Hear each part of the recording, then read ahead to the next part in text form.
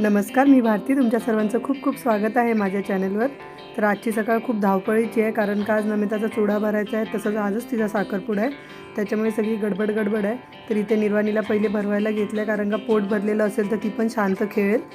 आणि आमचं आवरून होईपर्यंत इथे मावशी बांगड्या घेऊन आल्या आहेत. इथे चालू आहे चुड्याचं डेकोरेशन. नमिताचं लग्न हे आमच्या मावशीच्या घरून केलं, कारण का आमच्या मावशीची खूप इच्छा होती की तिचं लग्न आम्ही तिथूनच करावं. आमच्या घरातले पहिलंच लग्न होतं जे गावी झालं. ताईचं आणि माझं लग्न इथे मुंबईलाच झालेलं. नवरदेव गावचा होता म्हणून आम्ही गावी लग्न घेतलं. ताईच भटजी झाले.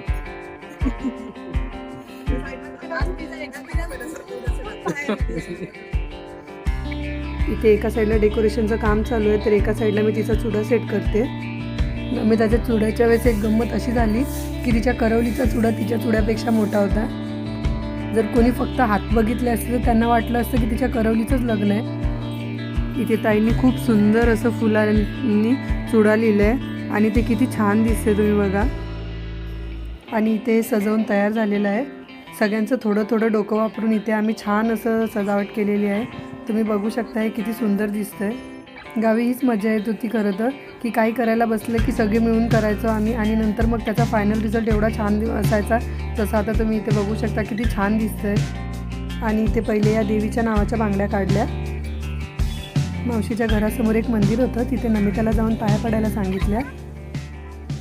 देवाच्या आशीर्वादाने तिच्या सगळ्या इच्छा पूर्ण झाल्या. प्रत्येक मुलीच्या मनात एक तिचा राजकुमार असतो, त्याचप्रकारे हिला पण हिचा राजकुमार मिळालेला आहे.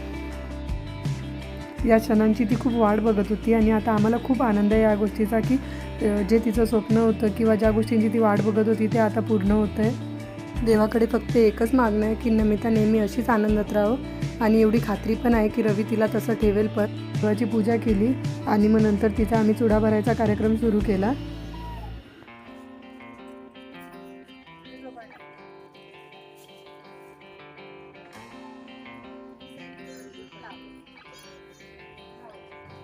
ही आहे माझी आई. मुलीचं लग्न होत असताना आईच्या मनाची किती घालमेल होत असेल. एवढं आपलं लहानाचं मोठं केलेलं बाळ दुसऱ्याच्या हातात देताना तिला किती त्रास होत असेल. नमिताला खरं तर माझ्या आईबाबांचं आणि भावाचं जास्त काळजी वाटत होती, कारण का ती पूर्ण घरं आता तीच बघत होती आणि तिला वाटत होतं की आता मी गेल्यानंतर यांचं कसं होईल. इथे नमिताला 5 बायकांना ओवाळायला सांगितलेलं. इथे 5 बायकांनी आम्ही तिला ओवाळलं आणि नंतर मग त्या मावशींनी तिला चुडा भरायला चालू केला. ही आहे माझी मोठी ताई आणि ही आहे नमिताची करवली. करवली होणं पण सोपं नाही आहे. नवरीसोबत सावलीसारखं बसून राहावं लागते, तिच्या मागे मागे फिरावं लागते. नवरीला काय पाहिजे काय नाही ते सगळंच करवलीला बघावं लागते. इथे नमिताचा चुडा भरायला सुरुवात केली आहे. नमिताला लहानपणापासूनच हिरव्या बांगड्यांची खूप आवड होती.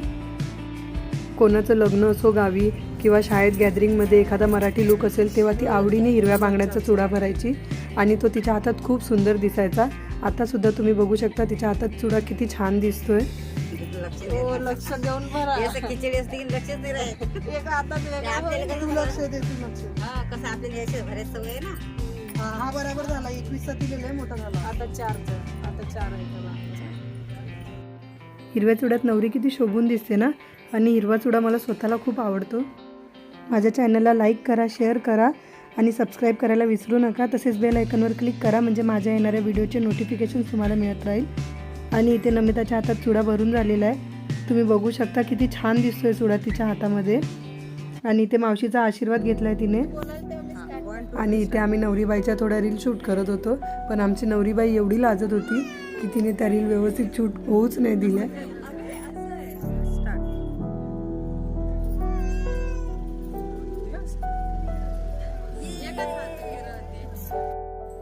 आता नवरी गेली आहे तयार व्हायसाठी आणि इथे चुड्याचा कार्यक्रम आटपेपर्यंत खरं तर उशीरच झाला. पाहुणे मंडळी येणार होते, त्यामुळे आता आम्ही पटापट चुड्याचा कार्यक्रम उरकायला घेतला. जास्त वेळ उरला नव्हता, त्यामुळे आम्ही इथे पटापट बांगड्या भरल्या आणि पुढच्या तयारीला लागलो. या आहेत माझ्या बहिणी. इथे यांची मस्करी सुरू होती. आजचा व्हिडिओ एवढाच. बाय.